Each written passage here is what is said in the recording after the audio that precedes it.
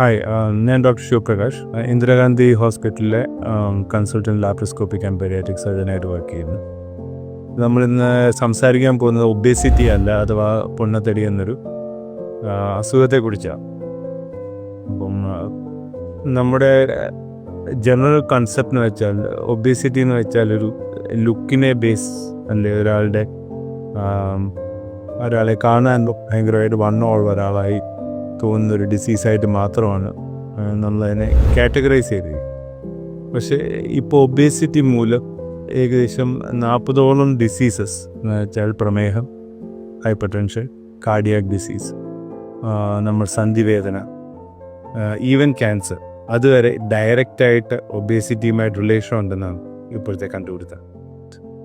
അപ്പം ഇതിന് നമ്മുടെ നോർമലി നമ്മുടെ സൊസൈറ്റിയുള്ളൊരു പ്രോബ്ലം വെച്ചാൽ ഒരാൾ വണ്ണം വെച്ച് കഴിഞ്ഞാൽ ആൾക്ക് അഥവാ ഭക്ഷണം കുറയ്ക്കിയാൽ കുറഞ്ഞു പോവും, അല്ലെങ്കിൽ കുറേ കൂടെ ജിമ്മിൽ പോയാൽ കുറഞ്ഞു പോവും എന്നുള്ളൊരു ചിന്താഗതിയിലാണ് നമ്മളിതിനെ ട്രീറ്റ് ചെയ്യുക. പക്ഷേ ഈ ഒബേസിറ്റിയെ തന്നെ പല രീതിയിൽ നമ്മൾ കാറ്റഗറൈസ് ചെയ്യും. അതിൻ്റെ ചില കാറ്റഗറിയിൽപ്പെട്ടവർക്ക് യെസ്, ഓഫ് കോഴ്സ്, നമ്മൾ ഡയറ്റും ഭക്ഷണ ക്രമങ്ങൾ കൊണ്ടും അഥവാ ശാരീരികമായ എക്സസൈസുകൾ കൊണ്ടും ഒരു പരിധിവരെ കുറയ്ക്കുകയും ഒരു പരിധിവരെ വണ്ണം വെക്കാതിരിക്കാൻ സഹായിക്കുകയും ചെയ്യും. പക്ഷേ അതിന് വേറെ കാറ്റഗറിയിൽപ്പെട്ട, ഫോർ എക്സാമ്പിൾ, നമ്മൾ ഈ ഒബേസിറ്റി പേഷ്യൻസിനെ കാറ്റഗറൈസ് ചെയ്യുന്നത് അവരുടെ വെയ്റ്റും ഹൈറ്റും വെച്ചൊരു കാൽക്കുലേഷൻ വെച്ചാണ്, BMI എന്നും. അപ്പം അതിൽ ഒരു 25 താഴെയായിട്ട് നിൽക്കണം ഒരു നോർമലായിട്ടുള്ളൊരു ബോഡി വെയ്റ്റ് എന്ന് പറയും.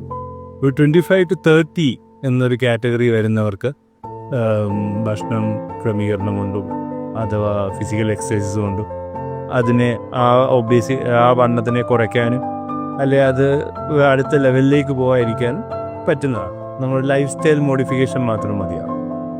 പക്ഷെ 30 മുതൽ 30 to 35, 35 to 40 ഇതെല്ലാം BMI കാൽക്കുലേഷൻസ് ആണ്. ഇതിനെ ഒബേസിറ്റി എന്നാണ് വിളിക്കുന്നത്. ഈ ഒരു കാറ്റഗറിയെ ഒബേസിറ്റി എന്ന് പറയും. മറ്റേത് ഓവർ വെയ്റ്റും, ഇത് ഒബേസിറ്റി. ഇപ്പോൾ ഈ ഒബേസിറ്റി തന്നെ 3 ഗ്രേഡ്സ് ആയിട്ട് മാറ്റിയിട്ടു.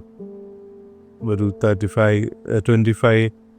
to 35 is grade 1, 35 above grade 2, 40 ആകുമ്പോൾ ഗ്രേഡ് 3 ആവും. പിന്നെ സൂപ്പർ ഒബേസ് എന്നുള്ളൊരു category.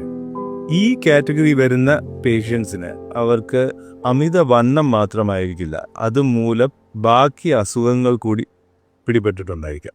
For example, type 2 diabetes, അല്ലെ പ്രമേഹം, ക്യാൻസേഴ്സ്, സന്ധിവേദന, മുട്ടുവേദന. ഏർലി സ്റ്റേജിൽ തന്നെ, നമ്മുടെ ഒരു പ്രായം വരുന്നതിന് മുന്നേ തന്നെ മുട്ടിൽ തേയ്മാനം ഉണ്ടാവുക, ഹാർട്ട് ഡിസീസസ്, യങ് സ്റ്റേജിലെ ഹാർട്ട് ഡിസീസസ് വരെ. ഇതൊക്കെ ഒരു ഡയറക്റ്റ് റിലേഷൻസ് ഉണ്ട് നമ്മുടെ ശരീരത്തിലെ ഒബേസിറ്റിയുമായിട്ട് ഡയറക്റ്റ് റിലേഷൻ ഉണ്ടെന്നാണ് ഇപ്പോഴത്തെ കണ്ടുപിടുത്തം.